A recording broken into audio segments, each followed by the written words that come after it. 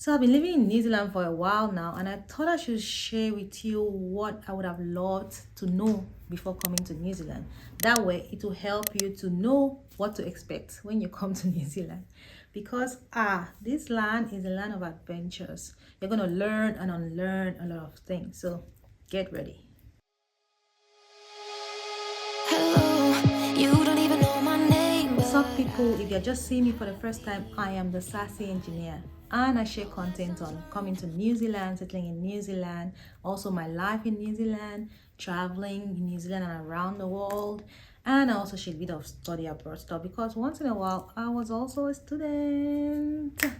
Before coming to New Zealand, I wish I would have known about the time difference. The time difference in this country is from my country, Nigeria. It's 12 hours when there's no daylight savings and 11 hours when there's daylight savings. There are advantages and disadvantages to this. So if you have businesses or stuff going on in Nigeria or your home country, you have enough time to get things ready, or you can play with the deadlines if you want to, but it also means that you have to wait a longer time for your family to wake up or sleep before you get to talk to them, and things may not get done the way you want things to get. There's also no Nigerian embassy here in New Zealand. What does this mean for Nigerians? I don't know. What does this mean for Nigerians? It means that if you have to renew your passport, for instance, you probably will have to travel to Australia. Australia embassy services New Zealand and Australia and some other island countries. Luckily, Nigerians in New Zealand have made some arrangement that will have those guys come here once in a while to attend to us. Otherwise, you will have to travel to Australia to renew your passport. And it always gets me scared because what if something happens that you have to run to somewhere home, because an embassy in your country is like your home away from home, right? Well, let's not think about that. Thankfully, nothing bad has happened that has had or required us to run to our embassies. Thank God. Now, how cold can it get? It's not really about the cold because some areas are way cold than New Zealand. Way cold, like Canada, for instance. My problem with them is the houses. It's like, did you guys not think that you're going to get cold? I mean, wasn't it cold back in the day? How are you designing your houses? Houses are just terrible. Some houses, not all. The new houses, well, are good, and the government has done this healthy standard thing to enforce landlords to get their house warm enough. But some houses are terrible. I don't know how to design it. It can be blazing hot outside, like sun go summer you dry like stockfish outside. But inside the house, you have to wear jackets, you have to wear socks, you have to do this. How did you position your house that it cannot receive sun? I lived in a house like that. It was bad. Sun is hot and blazing, but inside the house we are wearing shoes, socks, and all that. New Zealand is very expensive. Cost of living here is high, and the rates, the minimum wage and all that is not as high as the cost of living. The houses are rated per week, and I've come to realize that any country that rates their house rent per week is expensive. When I came here, I saw 300. It's not per month, oh my dear, it is per week. Houses go as high as $500, $800 per week. Now that what happened? So life here is very expensive. House rent is crazy, and some of the houses are not even worth the amount. Honestly, they're just expensive for nothing. Cost of food is expensive here as well. I hear that it's even cheaper in UK. I used to think that was more expensive. Anyway, life in New Zealand is quite expensive, but people are living it, so yeah. The flight. Coming to New Zealand is a hassle. You can't just wake up and jump on the next flight. Well, you can if you have the money, but you can't at the same time because the distance is far, man. Coming from where I'm coming from, if you watched all my travel videos, yeah, it needs at least 2 days to get to where you are. The shortest place from New Zealand is Australia, which is about 4 hours. Also Fiji, some of those other islands here, roughly about 3 to 4 hours you get to some of the shortest distance from New Zealand. The rest of the world, far, and so that discourages some family members to come visit you because you're like, how can I be on the on the air for that long, because many people don't like to travel. So imagine you being the only one who loves to travel in your family and you're far away. Nobody really comes to visit you. You have to be the one to be going to visit. Maybe they'll come like once in a while. But yeah, flight is also expensive. Coming to New Zealand is just oh, yeah, yeah. Then hair braiding. As an African girl, as a Nigerian girl, our hair is our crown. So we take braiding our hair very seriously. Back in Nigeria, I used to change hair like 2 weeks, it's out. Because of the heat, because you know it's hot and humid there. So small thing, you be like, here is not that humid. It's not even humid. So you can carry your hair 2 months and all that. But hair is expensive. They charge up to $350 for hair, for braid. But anyway, the average rate is about 150 to 180. That's the average rate. I'm so happy for UK taught me how to make my hair, so I make my hair by myself most times. I still patronize people. So if you talk to me nicely, I can make it for you. African food is expensive, and do I blame them? No, because the distance to ship things is far. By the time your food arrives, 3 months, even though there are some people that are taking advantage of it and inflating the price. That one is true. You still have those people that want to take advantage of every situation. But yeah, African foods are 1, scarce, 2, expensive. So think about it when you come. If you want to bring food, I have a video on my channel that talks about bringing food to Nigeria. I actually have 3 videos on my channel that talks about bringing food to New Zealand. So you should check that out. You know how public holidays are usually for going out and spoiling yourself and all that? Not all public holidays are like that in New Zealand. On Good Friday, zero business, like zero. Nobody sells, nobody buys. And you can buy online, no, but they're not going to get it that day. And if you want to go like partying and all that, by 11:59 the day before, you must shut down all alcohol businesses. Otherwise, or yours is your case, they could collect your license. So yeah, holidays are good, but not all holidays have businesses open for you to go out and relax and enjoy yourself. I wish I'd known how tough it is to make friends as an adult. It is really tough. I used to think like I was a social butterfly. I can make friends. But I guess it's because, you know, I grew up in my hometown. I had my friends. I had my own circle. When I had to make friends, I was still very, you know, young. And I maintained those friendships for a long time. So I didn't really understand how hard it is to make friends. It's so hard that if you're not careful, you can be lonely in this country. Loneliness is a big thing here, and it often leads to depression. But the thing is that people cannot really separate or understand why they're depressed. Most times it's because your social battery is down. You need to have friends and people to talk to. So I have a video that talks about homesickness and how to deal with it. Check out that video. But yeah, I wish I'd known. And sometimes it's not like people intentionally ignore you. It's just that, you know, they go back home and they're like, oof, let me rest. I'll talk to this person tomorrow. Tomorrow comes, they forget. Procrastination. In short, generally life happens. I realized that way earlier though, but I was still within my circle of friends. So now that I stepped away from them, I found that it is hard to make friends as an adult, because they also all have their own circle of friends. So you coming in is going to be like you're trying to force your way in. But it happens, just that it takes a while, and it has to be two parties that are willing to become friends and honest to each other. It's also very hard to maintain friendships, like especially when you travel far away. You have your friends back home and time difference comes in, all this factor comes in. Life happens to them, life happens to you. Before you know it, 10 years has gone by. Nobody really says hi to people. Thank God for WhatsApp status stories. You just react. But that's not really maintaining friendship. I wish I had known that. Probably would have equipped myself with more skills to maintain friendship, because some friendship I wanted them to die natural death, so I was quite happy to let it die. But there are some friendships that I would like to hold on to for the rest of my life. Yeah. Kiwis are casual in dressing. I didn't know that, so I packed all my gbogbo, you know, all my clothes from Nigeria to come and rock on. You know how we do it in Nigeria now. You have to step out looking bam. Even if you're just going to buy Maggi on the store, just by the corner, you have to look good. You can't just carry your hair jaja. You know, prim and proper. No be here where them fit wear pajamas go more. I'm saying that as someone who has done it before. Kiwis dress really, really casual.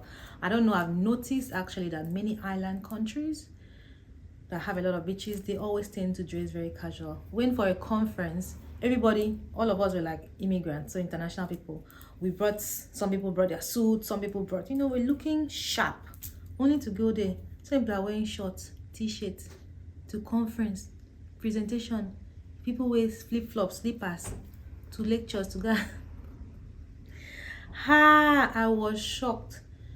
You know how churches are, everybody is dressing fine, tying gele from the cover everywhere. No, here everything is kept casual. And I kind of like it because there's no much pressure. It takes out that social pressure of having to look good and sharp all the time, especially for some people who don't have, but they'll kid themselves just to dress instead of wearing what they have. So it sort of encourages contentment. But on the other side, I'll actually love that, you know, fashion slay. Another shocker was one time I got invited to attend the New Zealand Fashion Week, and my fashion week that I had was at New York standard where everybody would come out looking. So me, I wore my small dress, you know, to try and feel among more with a handful that were looking sharp. I saw some dresses and the way they will sell it, and now look at it like you can't even wear this to church, to events in Nigeria. This dressing, you can't wear to some events in Nigeria. They will be looking at it like, what's this one coming to do here? But yeah, the way they dress here, that is why when you have dresses that are like very, you know, Nigerian kind of style, that are so expensive, at least $150, and they'll be like, for this dress. Well, yeah, New Zealanders, Kiwis have a very casual dress sense here. It rains, so it rains here. Any small thing, rain. Their winter is so wet in the North Island, but in the South Island is a lot of snow. And I kind of find it similar to UK weather. Yeah, because, I mean, that's the only other country that I really know a little about. So yeah, I kind of find it similar to UK weather. So I think that if you lived in UK, you should not find this surprising. I never knew that I enjoyed my company this much, but what I've learned is that I have really enjoyed my company. I could stay, late for me, I could stay like a week, 2 months without talking to anybody. Okay, that's exaggerated. I like to talk to people. So yeah, but at the same time, I did not know that I enjoyed my company this much. But yeah, I'm a very interesting companion to myself. Some other thing that I found out about New Zealand was how diverse and multicultural the country is. I always thought like it was a white dominated country. First of all, when I arrived in New Zealand was when Moana came out that first time. So it was very exciting to see that the indigenes looked exactly like what I saw in Moana. And then the indigenes are also very welcoming. Maori people are very welcoming. I think they like Africans a lot. So I found that quite nice. But then the country is also really, really, really multicultural. I mean, the countries with the highest populations are, apart from the Maori and the Europeans, the white people, you all have Chinese, Indians, and Iranians are the next one. You know, Africans and Nigerians are gradually growing. There's a lot of Nigerians coming to New Zealand these days. That is so amazing. Some of them you see on the road and be like, it looks Nigerian, it's not Nigerian. You find out they're Nigerians. Anyway, so New Zealand is very, very multicultural, and that is good because it's very good for us immigrants. You come in and you settle nicely. The only thing I'll say is that there's not much of African thing going on, but we need more of that, especially we're having more people actually though that have started doing things more on the entertainment side, but I also like to see more things on the food side. Maybe I should actually start, selling puff puff, moi moi. Anyway, yeah, so the country is really, really diverse and multicultural, and I think that if you're coming here, you're going to love it here. But also make sure that you, on your own, you're a good person. Another thing is about the money use and payment method, which it's quite new for me coming from Nigeria. Of course, we have cards, we have bank accounts, we have banks. Okay, so if you're not Nigerian, don't think like that. You're not from ancient of days. But the cards that most of the banks use in Nigeria, we have MasterCard and Visa card and Verve, but here majorly Visa cards. And then there's what they call the FPOS. I didn't really understand what that is, but it's like a card that you just use to make transaction. And they also have that Visa, Pay Wave. We have those things in Nigeria. It's just that they are not activated yet. But most of the cards and the POS terminals, they have it.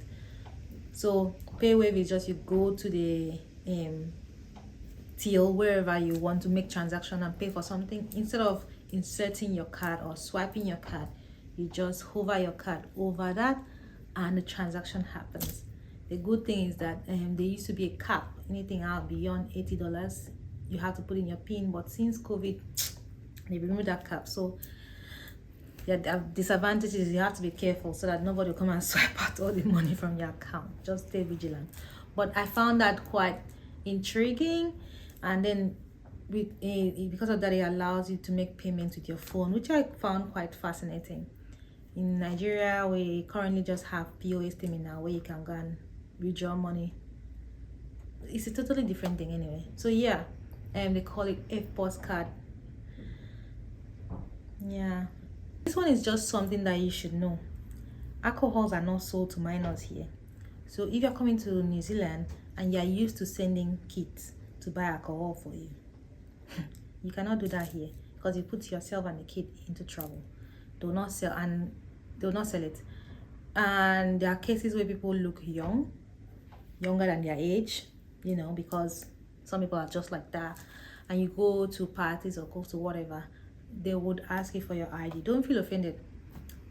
In short, I always see it as a plus because it says that, oh, I am still looking really young. But some people don't like it because they're like, why do you allow this person that I'm probably older than and you not allow me? Well, it is what it is. You look younger and the person has to confirm your age. Sometimes if you go to some places, they need to confirm your age, whether you look young or old. And with buying alcohol, and I realized that if you, let's say 3 friends, you go to buy alcohol, all of you are up to age, and above that. For whatever reason, you did not have your ID card with you and they checked. If they notice that the 3 of you were walking and maybe you gave it to the other person, they will not sell you, even if the other person has ID card. Some places will not sell to the person with the ID card because you don't have an ID card and they're not sure if you are up to age. That one was shocking.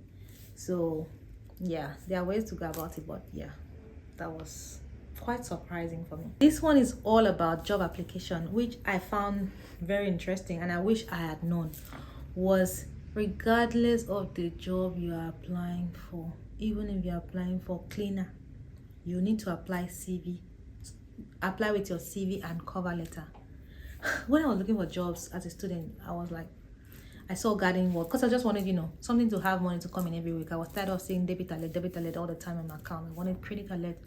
So I applied for this job. I wasn't getting to until I was told that, oh, more you need to put in CV and cover letter. I'm like, cover letter?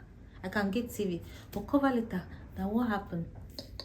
All the jobs require CV and cover letter, even for the jobs that we class as menial jobs. Wow. Except maybe, it's by recommendation that they just say, okay, come, go. That is different. But if it's the one that you put in application without them knowing you, CV and cover letter. Those are the things that I wish I had known before moving to New Zealand, and I hope it had also helped you to understand this thing before you come to New Zealand. I have a video, actually I have 2 videos on my channel that talk about 3 even. I talk about 4. I talk about things you should know before you come to New Zealand. So check out those videos, okay? Have these things stopped me from, have they hindered my experience in New Zealand? I would say they contributed to my experience, and they are the things that make New Zealand stand out different. I always have these things as my experiences, and then yeah, makes me, some of them make me appreciate New Zealand more, some of them make me appreciate Nigeria more. Yeah, so that's the spice of life. Anyway, I hope you enjoyed this video, and I hope you have taken a thing or two and learned something from there. Don't forget to give this video a thumbs up, and if you haven't subscribed yet, this is the opportunity to subscribe. Okay, thanks for watching, and I'll see you in the next one. Bye now. Hello, you don't even know my